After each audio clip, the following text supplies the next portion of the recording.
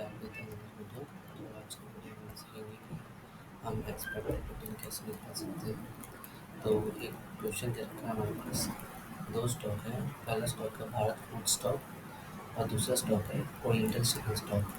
तो हम इन दोनों का कंपैरिजन करके देख सकते हैं कि हम कौन सा स्टॉक कैसे सेलेक्ट कर सकते हैं जिसमें कम से कम स्टैंडर्ड डिविएशन और वेरिएशन हो, जिसका मतलब रिस्क होता है, और ज़्यादा से ज़्यादा हम उसमें अपना रिटर्न निकाल पाएँ। तो ये 2 एग्ज़ाम्पल मैंने लिए हैं, उनको ऑलरेडी मैंने एक्सेल पे बना के आपको प्रेज़ेंट कर रहा हूँ। अगर आप चाहते तो उसको लिंक पे भी इस एक्सेल फाइल को शेयर कर दूँगा ताकि आपको समझने में आसानी हो। तो ये क्वेश्चन क्या कहता है, सबसे पहले इस कॉलम में लिखा हुआ है स्टेट ऑफ इकोनॉमी। ये पास्ट, आप ऐसा समझिए कि पास्ट 3 ईयर का रिटर्न दे रखा है। और पास्ट 3 ईयर में सपोज़ करिए पिछले जो लास्ट 3rd ईयर था उसमें बूम थी इकोनॉमी। उससे लास्ट सेकंड लास्ट वाला ईयर था उसमें नॉर्मल थी, और जो रिसेंट ईयर है उसमें रिसेशन चल रहा था। तो इसके बेसिस पे हमने प्रोबेबिलिटी असाइन करी है कि बूम है तो 0.3 हो सकता है, नॉर्मल है तो रिटर्न जो है 0.5 हो सकता है, और रिसेशन होगा तो रिटर्न जो है हमारा 0.2 से 0.2 की वेटेज हम दे सकते हैं। और रिटर्न जो एक्चुअली में हमारे आए थे वो बूम में 16 था, 16% ऐसे समझिए आप इसे, नॉर्मल में 11%, रिसेशन में 6%। और एक्सपेक्टेड रिटर्न जो हमारा निकला है, एक्सपेक्टेड रिटर्न कैसे निकालते हैं उसका फॉर्मूला होता है, आप यहाँ पर देख सकते हैं, प्रोबेबिलिटी माइनस रिटर्न। तो ये आप मल्टीप्लाई करके आपको एक्सपेक्टेड रिटर्न मिल जाएगा। अब इसी का हम यहाँ पर सम कर देंगे तो ये टोटल रिटर्न लास्ट 3 ईयर का एवरेज हमें मिल गया है प्रोबेबिलिटी असाइन करने के बाद। अब वेरिएंस का फॉर्मूला क्या कहता है कि वेरिएंस जो है मीन में से हमें वैल्यू को माइनस करना होता है, ठीक है, और उसका स्क्वायर करना होता है तो हमें वेरिएंस मिल जाता है।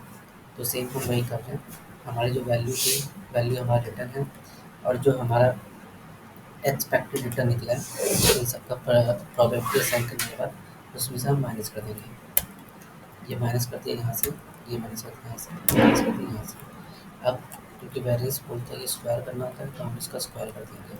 जो हमारे पास रिजल्ट आया इन सबका हमने स्क्वायर कर दिया। ओके, एंड फिर क्योंकि हमने यहाँ पर प्रोबेबिलिटी को मल्टीप्लाई करके यहाँ पर एक्सपेक्टेड रिटर्न का सम निकाला था, तो यहाँ पर वो प्रोबेबिलिटी जो है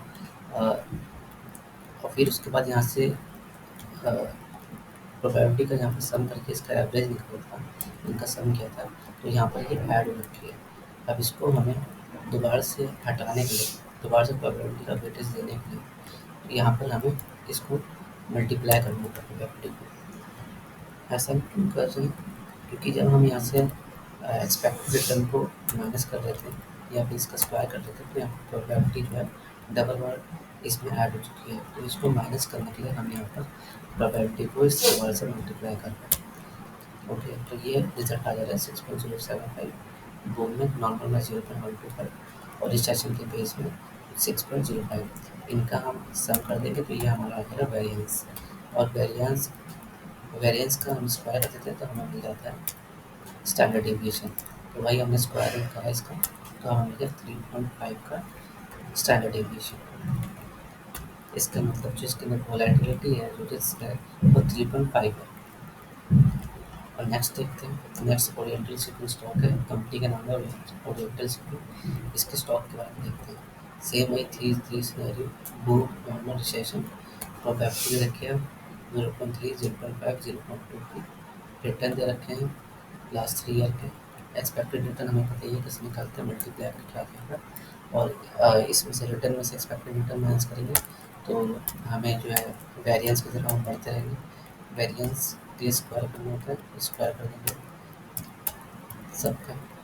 और क्योंकि प्रोबेबिलिटी यहाँ पर लेस हो गई थी तो इसे दोबारा ऐड करने के लिए यहाँ पर मल्टीप्लाई कर रहा हूँ। वेरिएंस इन सबको सॉल्व कर देंगे और वेरिएंस का स्क्वायर करने के बाद हमें मिल जाएगा स्टैंडर्ड डिविएशन, जो कि आ रहा है हमारे 21। अब अगर इन दोनों को कंपेयर करें, भारत फूड में हमें एक्सपेक्टेड रिटर्न मिल रहा है 11.5 का, और ओरिएंटल शिपिंग में हमें एक्सपेक्टेड रिटर्न मिल रहा है 13 का। तो ज़्यादा डिफरेंस भी नहीं है, मिनिमम 2.5 का डिफरेंस है।